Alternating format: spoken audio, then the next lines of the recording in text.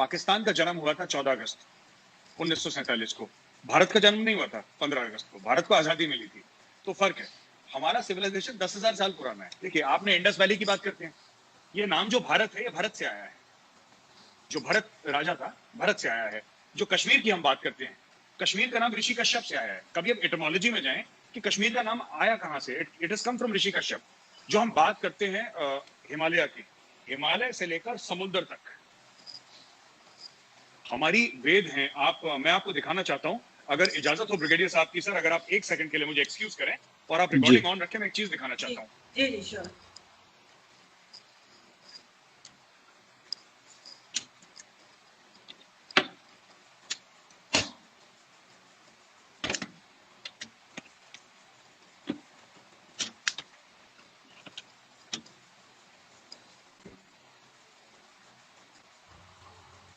आरजू, देखिए, मैं आपको बताता हूं, ये है अथर्ववेद।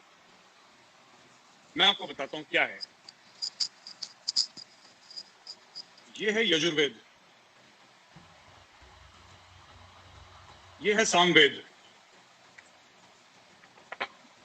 और ये है ऋग्वेद।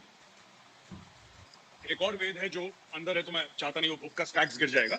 मैं ये बताना चाहता हूं कि ये 5,000 साल से पहले लिखी गई थी। जो महाभारत है, जो रामायण है, राइट। तो Indian civilisation is very old. Indian civilisation जो हमारी जो तहजीब है, भारतीय संस्कृति है, वो इजिप्ट से पुरानी है, मिस्र से पुरानी है, रोम से पुरानी है। जब मेरे बाप दादा किसान थे, राजा थे, कवि थे, आर्किटेक्ट्स थे, डॉक्टर्स थे, तब यूरोप जानवरों की खालें पहन के घूम रहा था। तो आपको थोड़ा सा ये लेना पड़ेगा ना कि इस कॉन्टेक्स्ट में लेना पड़ेगा। दूसरी चीज, ब्रिगेडियर साहब ने जो बात करी ना कि ब्रिगेडियर साहब ने बात करी कि कौन टेररिस्ट है। मैं आपको बताता हूं मेरे नजदीक कौन टेररिस्ट है। ठीक है, जो इनोसेंट लोगों को मारे, हथियार उठाए। हथियार कई लोग उठाते हैं, मैं ये नहीं कह रहा कि सब हथियार जो उठाते हैं सारे टेररिस्ट हैं, मैं वो नहीं कह रहा। जो आम लोगों को मारे, जो आम इंसानों को मारे, जो नॉन कॉम्बैटेंट्स को मारे। दूसरी चीज, एक तो वो टेररिस्ट, दूसरी चीज जो जंग ब्रिगेडियर साहब बात कर रहे हैं ना, जंग फौजों के बीच में होती है। 71 की जंग थी, 65 की जंग थी, कुछ हद तक 47-48 की भी जंग थी, 1999 कारगिल भी जंग थी। Two professional armies fought against each other. Kashmir में जो चल रहा है वो जंग नहीं चल रही। एक पेट्रोल जा रहा है, आपने पीछे से लगाया आपने, और AK-47 का बस्ट। अभी कल सरपंच मार दिया एक, वहां पे एक हिंदू सरपंच था। हिंदू तो बचे नहीं खैर वहां पे। Hindus in Kashmir are almost, मतलब कि मैं आपको ये बताना चाहूंगा, क्योंकि आप लोग आए नहीं इधर कभी, और ब्रिगेडियर साहब, आरजू जी, कभी आप आए तो हम आपको ले भी जाएंगे वहां पे। Please be our guest. पूरी एक जनरेशन कश्मीर में बड़ी हो गई जिसने कभी हिंदू को नहीं देखा। पूरी एक जनरेशन बड़ी हो गई है जिसने अपने पूरे 30 इयर्स में एक हिंदू को नहीं देखा, और हिंदू को नहीं देखा उस लैंड में जो कि 100% हिंदू था। 1300s में, 1300 जो सदी थी, उसमें Shahmir was the first Muslim king of Kashmir. उसका नाम शाहमीर था, वो पहला मुस्लिम किंग था। शाहमीर के समय it was 100% Hindu. Today Hindus are less than 1% in the valley. Finished, wiped out, gone. कहां गए?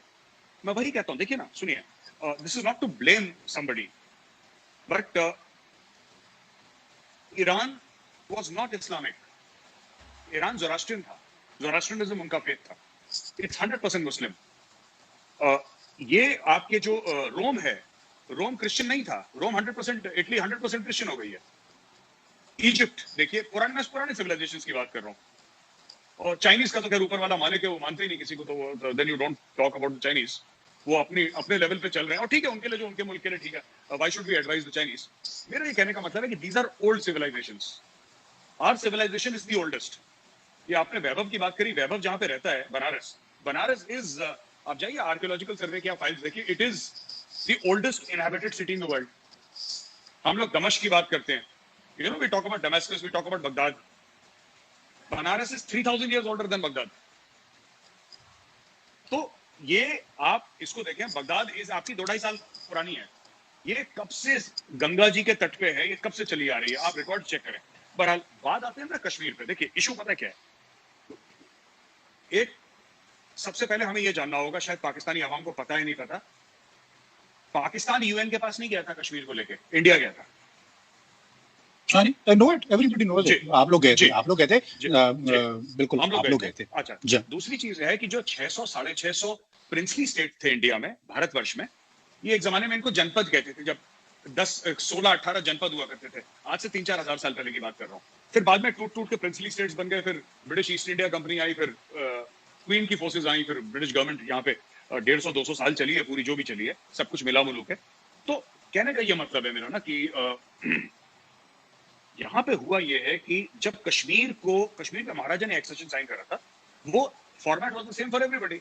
फॉर्मेट भोपाल के लिए वही था, लखनऊ के लिए वही था, रामपुर के लिए वही था, मुरादाबाद के लिए वही था। सबके अलग अलग, किसी के नवाब थे, किसी के बादशाह थे, किसी के राजा अरूजे थे, इनके जो भी थे।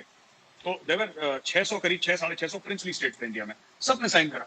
इशू ये होता है ना कि अगर पाकिस्तान ये समझता है कि हम यूएन के रेजोल्यूशंस की बात करेंगे और हमें यूएन रेजोल्यूशन से चलना है, और उसके क्या शराइत है मैं उस पर नहीं जा रहा कि नंबर 1 ये है कि पाकिस्तान का, we are not going there at all, हम उसकी बात नहीं कर रहे।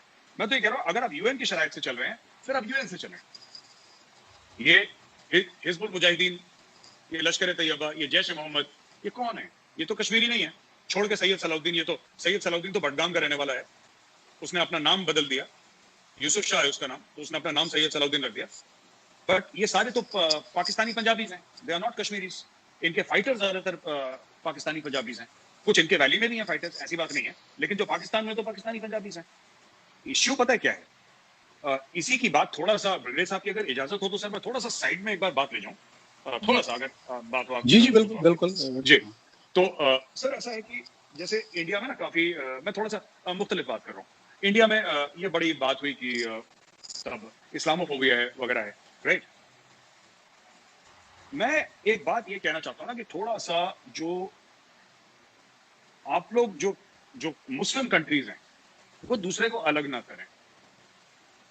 आप जब मुस्लिम और गैर मुस्लिम में करते हैं ना, तो फिर इसके नताइज होते हैं जो कि हर समय प्लेजेंट नहीं होते, हो भी नहीं सकते। मैं आपको 2-3 एग्जांपल देता हूँ, ठीक है, जो आरजू आपकी वीडियो में हम डिस्कस कर चुके हैं। जो भी रीजन हो, हमारे सबके प्रॉब्लम है, मसले सबके हैं ना, मुसलमानों के भी हैं, हिंदुओं के भी, क्रिश्चियंस के, सबके मसले हैं। Why have only the Muslim countries made Organization of Islamic Cooperation? क्यों बनाने की जरूरत पड़ी आपको? ठीक है, क्यों हर चीज अलग अलग अलग, हमारा अलग तुम्हारा अलग, तुम्हारा अलग हमारा अलग, हम ऐसे हैं तुम ऐसे? भाई आपको मिलजुल के रहना है, तभी बातचीत का जरिया खुलेगा।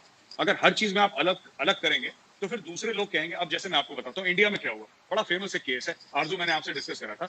यहाँ पे 65-70 साल तक सरकार ने जो हज जो होता है, जो हर एक जो मुसलमान अफोर्ड कर सकता है उसके ऊपर फर्ज है, जो अफोर्ड कर सकता है उसके ऊपर फर्ज है। सरकार ने यहाँ पे 70 साल दिया, हज की सब्सिडी दी, ऑलमोस्ट 40 या 50% समथिंग लाइक दैट, मुझे अमाउंट नहीं क्लियर है। कि आपके एयर फेयर में माफ था, आपके शिप्स में माफ था, पहले तो शिप्स में ही जाते थे एक टाइम पे, फिर बाद में एयर इंडिया की फ्लाइट चलने लगी।